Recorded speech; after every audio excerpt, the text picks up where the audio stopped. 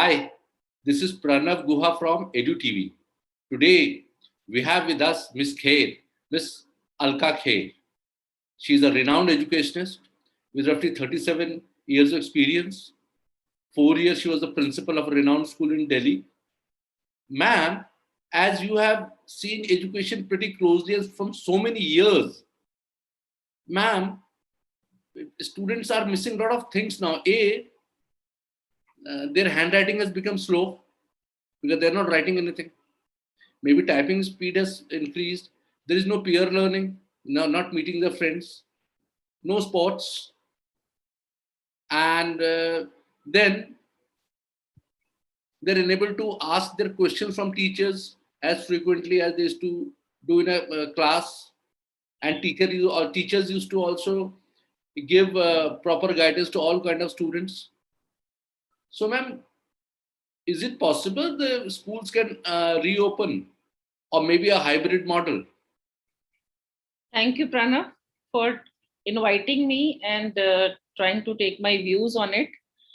Well, I have had a very close experience of this pandemic because when I was the principal, at that time, this hit our country and we had hybrid model also for some time, offline, online. We had to post the results also of that year. It was very difficult situation. In 15 days, we had to turn all the teachers into technical savvy. We made them learn computer without, some of them were not having even laptops at home. They were not having smartphones. It was not an easy job. So I have gone through that period. It was not tough for the teachers. It was very tough for the students also.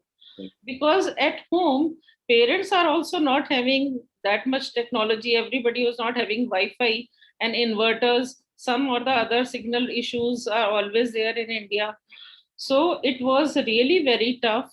But our school and we all tried our best that the education and the learning should reach to each and every child. It was all of a sudden everything, and we tried to overcome it. We sailed through it very well. But now, as the time is passing, as you are rightly saying that it is affecting the peer group and the sports and everything, I would like to give one name to it, like social and mental health of the child is getting affected. All this comes under that, because how the socially they are getting affected, they are interacting every time with the mature persons at their home.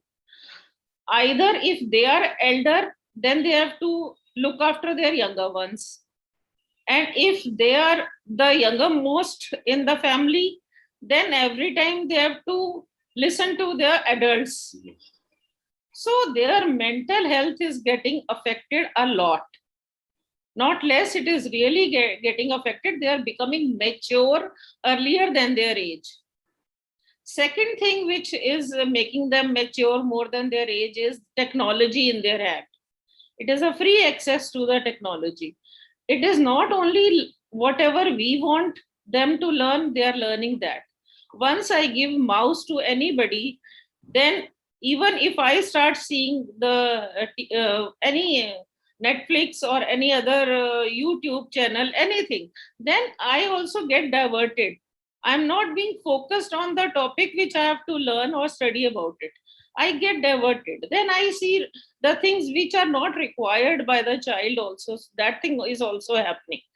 They are gaining extra knowledge which is not required by them at this age. That is also affecting.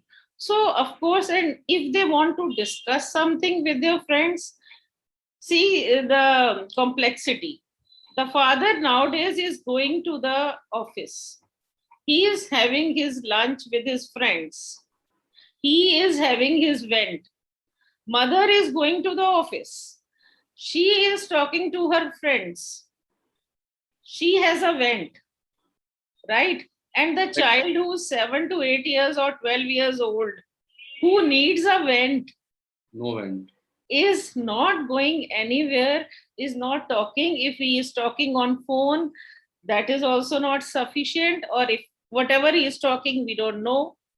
the social touch, those things are really missing, and it is affecting their health.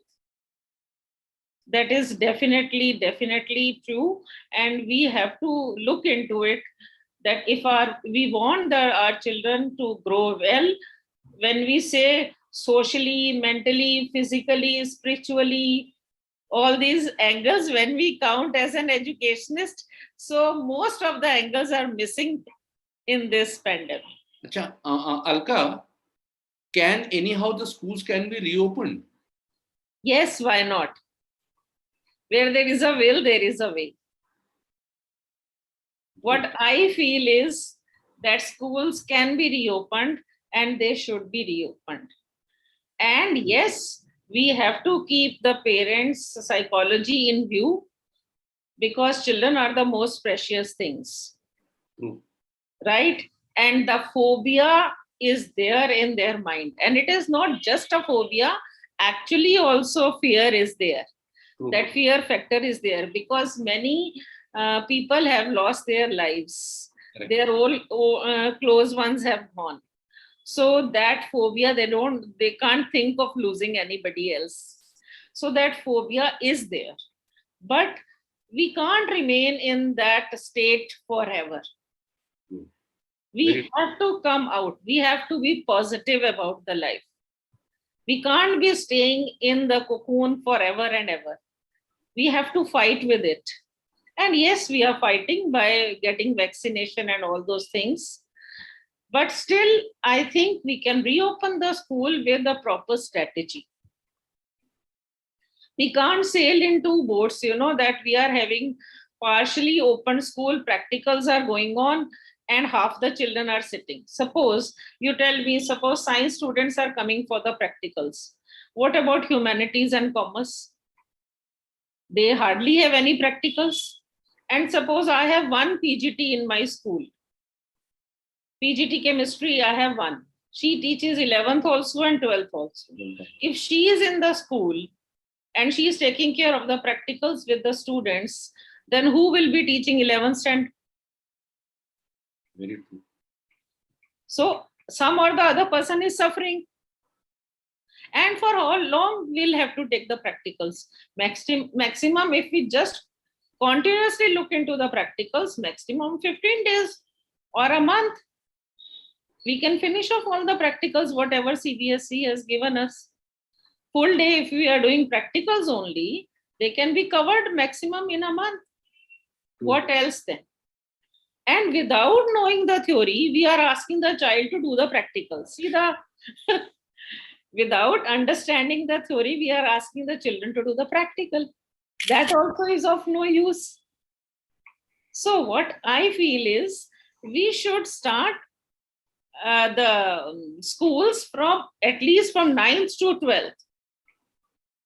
At least the senior students, because teachers for 9th, 10th is same, and teachers for 11th, 12th is same, right? So if we give them staggered timings, if we make it, suppose 8 to 11, one shift, in these 3 hours, 40 minutes each period, 5 periods covered approximately, they come without having any lunch break. Nothing is required. They come, they are not supposed to move in the corridors and do masti. Really, we mean business with it. Means they are coming 8 o'clock, 8 to 11, they study and they go back. Half the strength has come and they are sitting with a proper distance, social distancing is there. Instead of the whole class, half the strength has come. They come and study and they go back. Then after that, 11:30 or so, after 15-20 minutes break, take another set of students. For 3 hours they remain. By 2:30 they also go. Good. So if we do it like this, 5 periods daily without a lunch break, that half an hour time has been given to the teachers to have their lunch and all. They get a time, and whichever their period is free, that I think management top people are experienced enough to make a proper timetable and do it. Right. I think this can be done, and this I think will, it's a doable thing. yeah, it is practically, it is possible. We are maintaining social distancing also. We are not having any lunch break, so they are not removing their mask. They are going home and having, like for board exams also, they come for 3 hours and sit Yes. 3.5 hours without any food, isn't it? So they just drink water or they go to the washroom. So similarly, 3.5 hours, the child is coming and going back. As a practice, if you start for 9 to 12 for 3 months or 2 months, and they cover up the maximum course also, the teachers are also coming regularly, students are also coming regularly.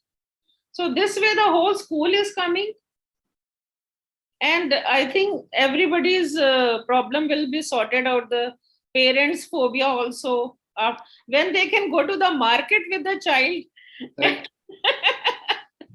and they go to the party with a child, but with, Yes. to the school they can't allow. So I don't understand this. You're very right, ma'am. At the all malls, everywhere we find children nowadays. Yes. They're I overcrowded. think you've given a very good ideas, ma'am.